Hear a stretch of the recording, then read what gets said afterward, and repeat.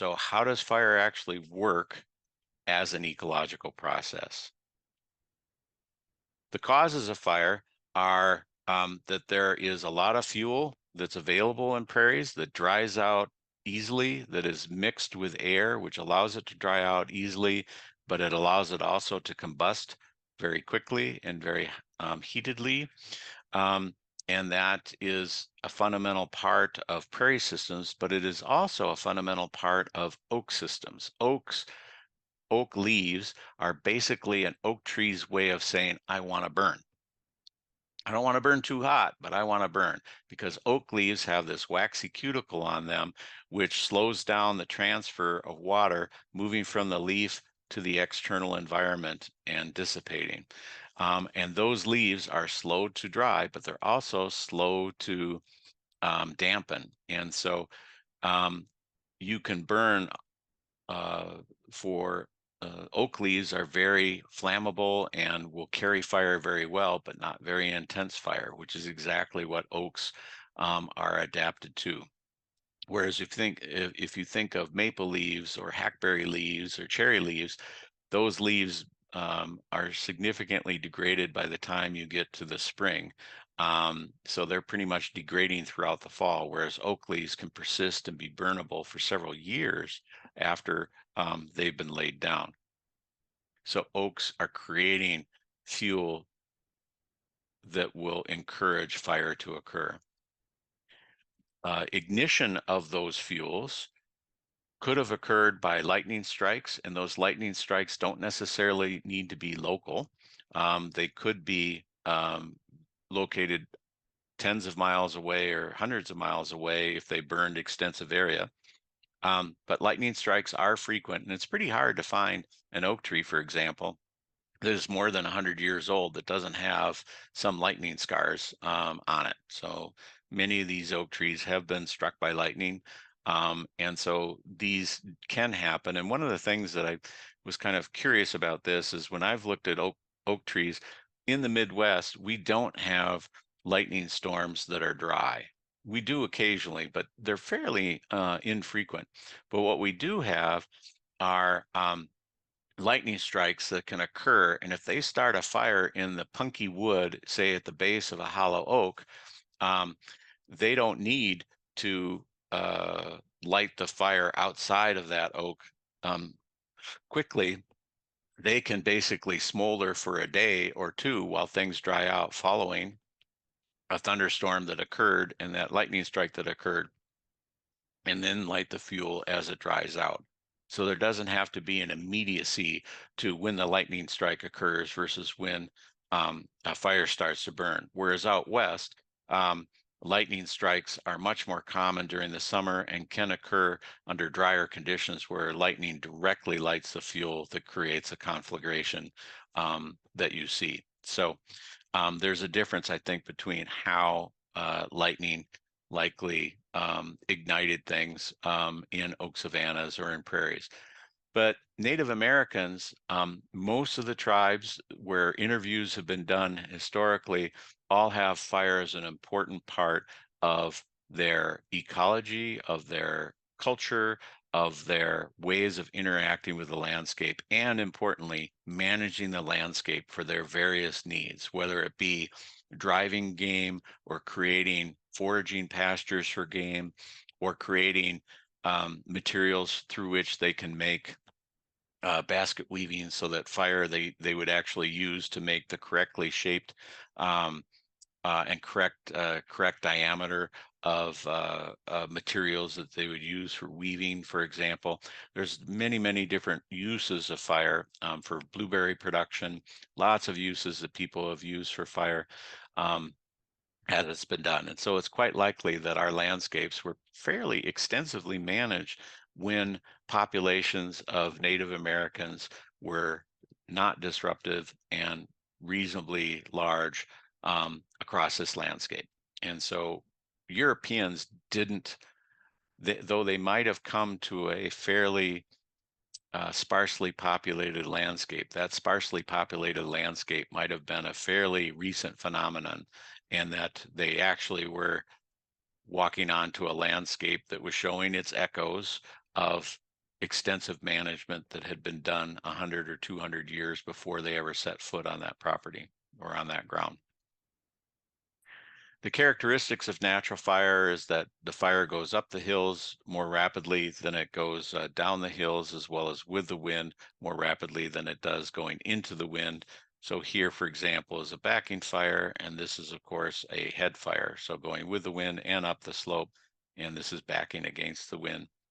And that's something that you see in this, as the fire at the base of this bluff is going up much more rapidly than the fire on flat ground. So the combination of topography and wind direction speeds up a fire as opposed to fire with just affected by the wind.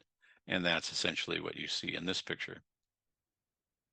Ignition by European settlers was occurring. The first Europeans, when they came, liked the landscape that Native Americans had created and understood that fire was an important component of that, and they often burned as well.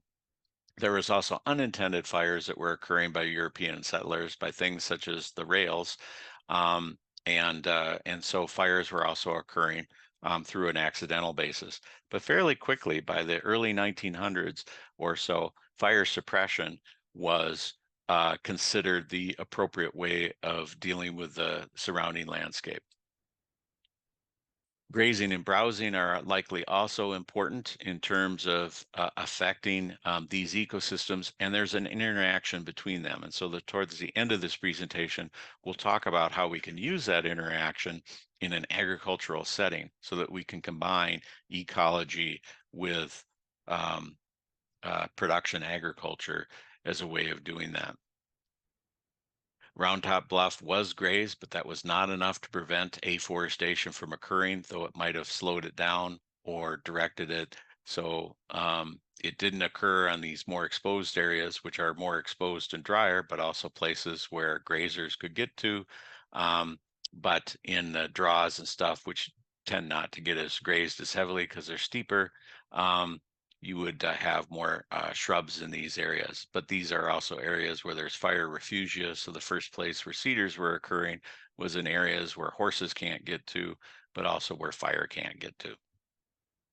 And it's pretty hard to distinguish between what fire does and what grazing does. There are circumstances where you can get to that, but those circumstances are hard to find. John Curtis said, there isn't any single explanation, but it is the integration of all of these things together. Interestingly, Curtis really doesn't include people as a part of this, and that's probably the one of the no single explanation things that Curtis missed.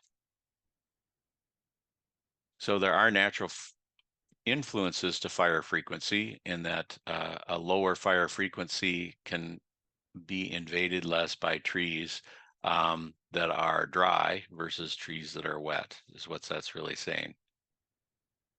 If we look at individual species, the numbers of prairie-associated species that are of conservation concern, most are plants, but insects are fairly high in number, fewer are in birds, less for reptiles and amphibians, collectively called herps, and mammals.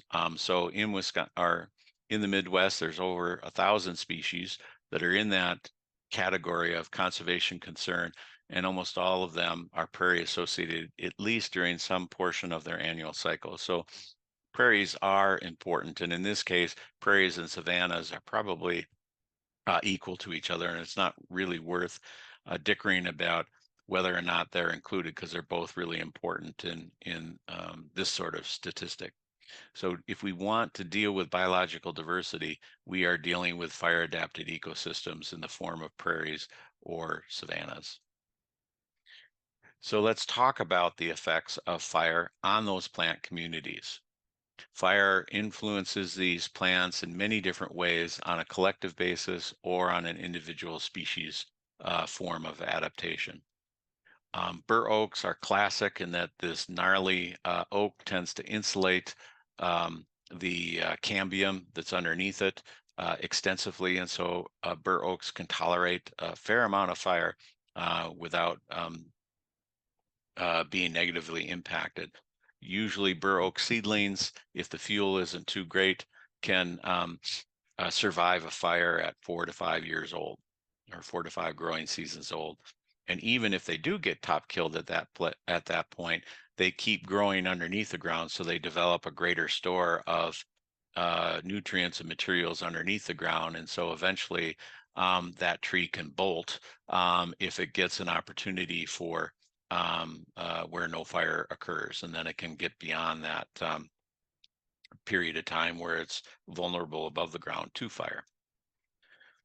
With grasses, there's an important characterization that's related to fire, and that is the metabolism system of plants.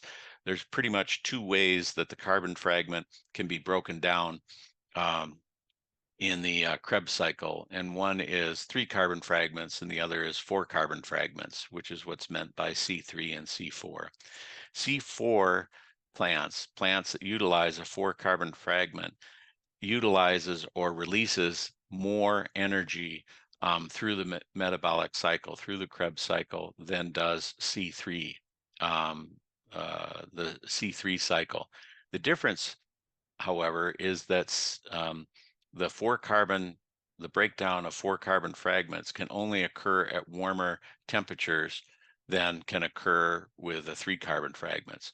And so most C3 plants tend to be what we call cool season grasses or cool season plants, meaning that they can grow at colder soil temperatures, and C4 plants tend to be warm season grasses because they require warmer soil temperatures in order to grow.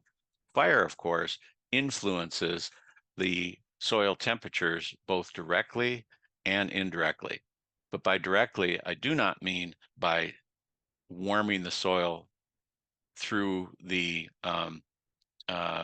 through fire occurring on top of that soil. That is a relatively short-term thing, and it doesn't change the soil temperature very much. So if you had your hand underneath, a half inch underneath the soil, and a head fire roared across over the soil on your hand, you would not feel a change in temperature from that. Since you're attached to your hand, the part that was above the ground would feel a little bit of temperature, but not below the ground. But if you look at it, the way fire does affect that vegetation is it removes the surface vegetation that is dead, that's over that surface of the ground, and removal of that removes an insulative layer, so it's easier for sunlight to warm up that soil, and it's easier for that soil to release the cold temperatures from it. So that insulative layer is removed by fire. In addition, fire makes that soil dark or black, and so it absorbs rather than reflects that sunlight. So there's two principal ways that fire is influencing the temperature of the soil through that manner. Warm season grasses include things like little bluestem, Indian grass, big bluestem. Cool season species tend to be a prairie dropseed or stipas. Those are all native. And many of our cool season invasive species like quackgrass, brome grass, Kentucky bluegrass, orchard grass, all the grasses that our European grazing systems have been designed for tend to be cool season grasses. So that removing that surface insulative vegetation and making the soil black creates a rapid response in the soil warming. But in addition to that reduction of overall biomass, there's a stimulation of plant growth that is also occurring because fire is making more nutrients available, and through its interaction with algae and other organisms in the soil, it's fixing more nitrogen and fixing more carbon into the soil at the same time, which plants then can utilize and have higher productivity. But the first thing that you're really trying to do then is to allow better competition between cool season exotic grasses, such as the brome grass here, and warm season grasses, such as little bluestem that you see here. In this area here that hasn't been burned, the cool season grasses are about 8 inches tall. They're about 4 to 6 inches tall here. But importantly, the little bluestem that's over here hasn't even begun to emerge. Whereas here, it's the same height as the cool season exotic grasses. So what you're allowing for is these warm season grasses to be competing more head to head with cool season exotic grasses in this particular circumstance. So that's one reason why warm season grasses and cool season grasses are important to keep in mind, is because you're changing through fire the competitive interactions between these different species. What I also find quite interesting is this is a prairie that we burned in early May. And so the cool season exotic grasses, mostly orchard grass and Kentucky bluegrass and brome grass that are here, are very short. So they're shorter than the ragweed that's coming up. But another cool season species, this is a sedge, Carex cephaliflora, um, and it's doing great and producing a lot of seeds. And so not all cool season species are negatively impacted by fire. But we don't really understand how native cool season grasses respond differently than do non-native cool season species. So in both of these examples, this is Carex brevior, and it's doing very well too.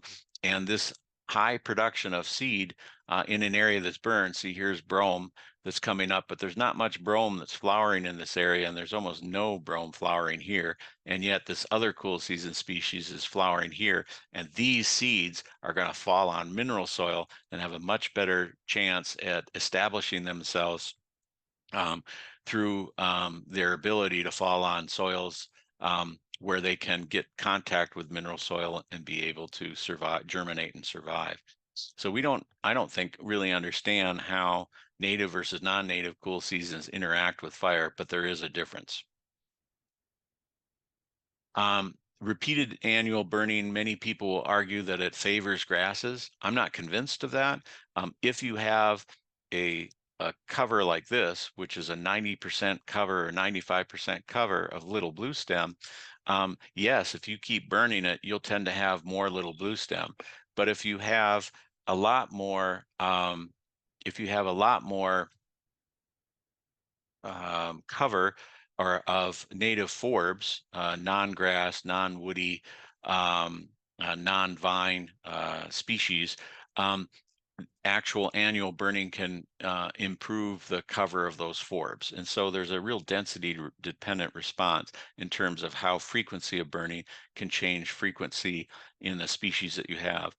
Generally, from what I've seen with NRCS plantings, there tends to be a lot more grass than there are forbs, in part because grass seed is less expensive, and so frequent burning in cases where grasses are dominant will probably generate higher covers of grasses.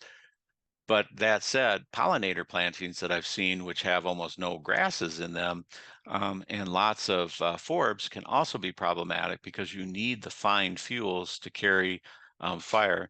And that doesn't occur if you plant too many forbs. And so you need to have the just right mix of grasses and forbs as you're dealing with this. Fire also stimulates the flowering of plants as well as the active growth. And then if it's not dry, the abundance of seed production. So if you get a lot of flowers, you'll get a lot of seeds if you have enough moisture in the latter part of the growing season so that the seeds can be produced. So this again is a photo point. You can see this tree here is the same as this tree here. And this over here is the same as this right here. So it's a very tightly controlled photo point. And you can see lots of compass plant that are flowering in here, lots of butterfly weed that are flowering here, all responding very positively to the first growing season following a fire. So the fire was in the spring of 2008, and this is a picture in July of 2008. You can see one lonely, fortunately, um, uh, brome, smooth brome that's in here. So very, very healthy prairie, lots of forbs, and very robust response to fire. Whereas here, two growing seasons since the last burn. So this is just one additional year following that in 2009 in July at the same time phenotypically many fewer compass plants that are flowering. Here's the robust compass plant that you see from the last growing season. And you see more cool season exotic grasses that are coming up here and so on. Um, so they're competing a little bit better, and overall not as much flowering that's occurring in that area. So lots of flowers and therefore seed production, which fall on mineral soil, which allow reproduction, and not so much here because you've got that layer of vegetation. Exposure to mineral soil to seed rain is just such a critical thing because that's how plants can reproduce, oftentimes sexually, of course. And that's an important component of getting these plants established. So that establishment of seeds or with seeds of species that can develop is just a really important component. We can look at fire frequency, and the more we look at fire frequency, the shorter the fire intervals are that we can calculate. It used to be that we thought that fire frequencies were 4 to 5 years in prairies, and now we're more at 2 to 3 years. But it also depends a lot on what your goals are going to be. So we'll talk about goals and that sort of thing later. Um, but so generally, you can say that prairie should be every 3 to 5 years, woodlands every 5 to 20 years. I suspect when you're trying to burn woodlands because you have problems with shrubs, you need to be burning every 3 to 5 years in woodlands or savannas to deal with shrubs. And if you don't, you'll convert it to a shrubland as opposed to a real savanna with a diverse herbaceous understory. So finally, let's talk about the animal communities and look at the fire effects on those animal communities. And you can have insects, invertebrates, mammals, birds, lots of different groups of taxa that all respond to fire in very different ways, time being very important. So when you look at management, there are lots of different ways of looking at management. So if the white outlines a management area in Sauk County, and this is an actual burn unit that we have, you can see that there are prairies in the area on the flat grounds. These prairies were formerly ag, but have had a fair amount of prairie, usually xeric prairie species invade back into them. Up on the bluffs, which this is, all the forested area basically that you see here are bluff areas, and all the open areas are grassland areas in the bottom of the valley, with the exception of these areas that are surrounded by trees. These are prairie remnants that exist on the bluff. They're south facing and southwest facing exposures. These prairies are dry mesic prairies and have only about a 50% or even less, maybe a 30% overlap in the plant species that are here versus here.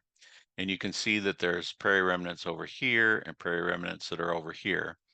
Now, if you're interested in grass, you can have grass here that's in the burn unit and grass here that's not in the burn unit, and expect that species are going to move pretty readily across this boundary if you're concerned about burning all of your resources at any one time. The same is true for forested species. You have lots of forests that are nearby that species can go across these forested areas quite well. So one way you can deal with not burning all your eggs in one basket is just design your units so that you can have a mixture of these ecosystems both in the burn unit and adjacent to, but outside of the burn unit. However, because these prairie remnants on these isolated bluffs with a sea of afforestation in these areas are very small, very isolated, and have very different species in them, you need to also think about creating areas that aren't managed or aren't burned within any 1 year that are located within these ecotypes. And so thinking through how you deal with management of these areas is important. And insects are a great way of describing that sort of situation. And I'm going to present to you work primarily done by Carl Nadinger and Ron Panzer, and talk about their work, which is very informative in terms of management of prairie systems. So if you look, first of all, and think about the species as a whole, in prairies, there's approximately 13,000 species of insects, but only 1,300 plant species and only 130 vertebrate species. So you're roughly getting an order of magnitude change amongst these different taxa. So invertebrates are very important. Of those species, so let's just go back, of the 13,000 insect species, only about 18% are remnant dependent, meaning that they're dependent upon that prairie ecosystem, as opposed to just using prairies during a portion of their life cycle, but they can use other areas as well. So it's these remnant dependent species that we think are most important in understanding how we implement fire without doing harm. The harm is the initial impact of fire is that 80% of the soil dwellers increased following a fire or were neutral. 41% of all remnant dependent species were fire negative, and 42% of the native species were fire sensitive. 38% of the exotic species were fire sensitive. But here's what's really important is 59% of all remnant dependent species were fire negative. So 2/3 almost of our remnant dependent species decreased immediately as a result of fire. And that decrease was about 70% on average. So some were much greater, some were 90%. And there is relationships between fire sensitivity and how much of a isolated remnant this was. That's what they mean by upland inhabitants, and non-vigility, meaning that the mobility of these species, how able they were to move. So leafhoppers tend to be less mobile than grasshoppers. So in the study that they did, they wanted to look at post-fire population recovery. And they tracked 185 populations through one season and 155 populations through two seasons. Um, 2/3 of the 61 species that they had a mean recovery time of less than a year, and all species recovered in 2 years or less. And if you look at univoltine species, they required a longer period of time, meaning univoltine means they only have one reproductive cycle per year. Um, and so they take a little longer. So that recovery is slow at first, following a fire, and then much more rapid in the second year. The recovery mechanisms that were done is species either survived in place by being underground or small areas that didn't burn, or at least didn't burn as thoroughly, as well as incomplete burning. So some of it burned, but not all of it. But the majority of them, we think, are recovering through recolonization, coming from somewhere else and coming back into that remnant.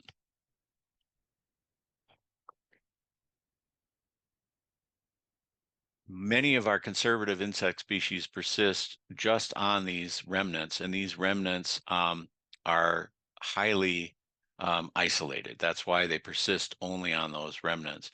And so many of them are fire sensitive and they have a high mortality. So figuring out keep, how to benefit these species in the long term without extirpating them in the short term. So if you think about it, these species are remnant dependent. They need prairies, but the prairies won't persist unless they are burned. And yet, if the burning causes the species to be extirpated, you have a conundrum. The way that we deal with that is understanding better what what the habitat requirements are for these individual species, and making sure that the scale at which we implement fire or don't implement fire is relevant to the species that we're concerned with. And so in the case of insects, we have things that are called refugia, places, we're burning this overall area, but we're not burning this area in the middle. And this is a no burn refugia that's within this larger area that we're burning. And this no burn refugia was chosen for a particular species, which we suspected might harbor species that only require that species, and therefore we didn't want to burn it all in one place. So this is what we mean essentially by creating these no burn refuges, which are often for invertebrates. This is too small of an area to have much of an impact on birds, for example, though if there's a nest that's within that area, it might keep a nest from being destroyed. But for the most part, this is not at a scale that would benefit um, most species of birds. It might benefit some mammals, small mammals like microteens, and it certainly can benefit many species, and it might benefit some plants as well. To give you an idea, just at an area, I'm literally looking out at the area where we collected these examples as I'm doing this lecture. We, through the help of Angus Mossman, we sampled invertebrates at night, with just a normal light and sheet.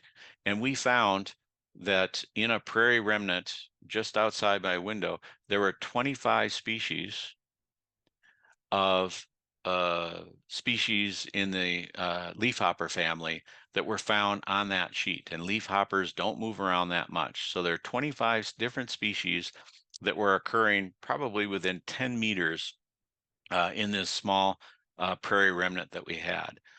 Now, if you think about that, 25 species, there's no plant family that I know of, not even Asteraceae, where you would expect to find 25 species of Asteraceae within a 10-meter radius of any particular sampling area, no matter what the quality of the remnant is.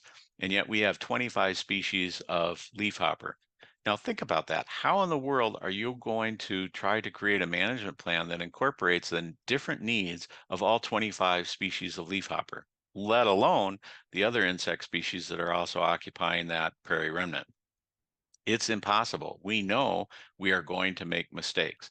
So the idea of how to go about this is much more focused on saying, let's try to have some simple principles, which are, let's look at where the highest diversity of our plants is likely going to have the highest diversity of insects. Let's make sure we're not burning all of that high diversity area at any one time, for example.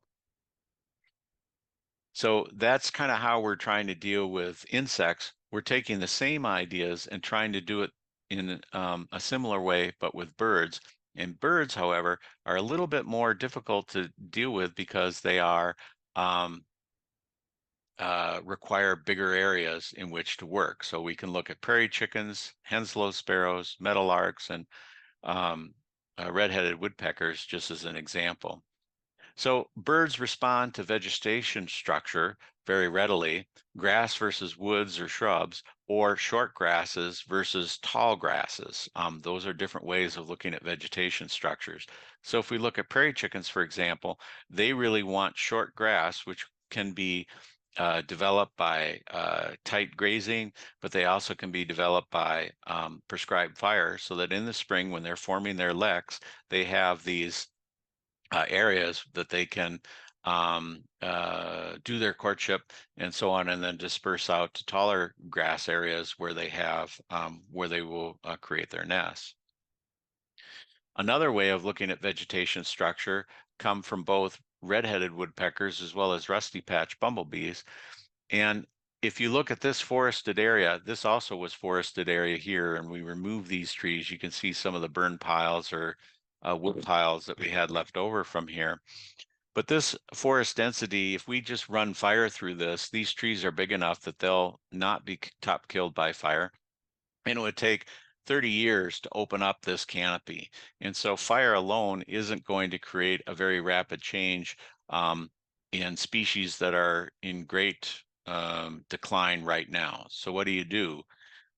And so we can combine fire and, in this case, planting. So these areas were replanted with native species, but we've used and gone in and cut out non-fire adapted trees throughout this area. And you can see in this photo point, this tree is right here in this photo point, and this tree is here in both of these photo points. So these are exactly the same areas, but we have prairie developing here and we have an open landscape here. And immediately after we opened this up, red-headed woodpeckers started using this area again, so that they really benefit from this open understory, which the fire can create, but also a lower canopy, which mechanical removal of trees created. But in addition, rusty patch bumblebees were able to go from areas that they were foraging on up here, and with this open understory, we're able to move through that open understory and utilize areas here. And even though we did this as a planting, we did it in such a way that many of the early spring species, which are very difficult to establish through restoration, were still abundant in here. And we have rusty patch bumblebee using this habitat because they have access to it, but also because they have a lot of species that they can forage on early in the growing season, which is really quite important for them. So a combination of fire and mechanical removal of some vegetation can be important. And if you take this from an agricultural perspective, what do you call it? It's integrated pest management, right? Except you're, rather than pest management where you're reducing the species, you're trying to increase the species, but it's basically using different modes of action in order to produce the kind of result, the ecological result that you're looking for. Rather than killing species or reducing species, you're looking to increase those species, is the only difference.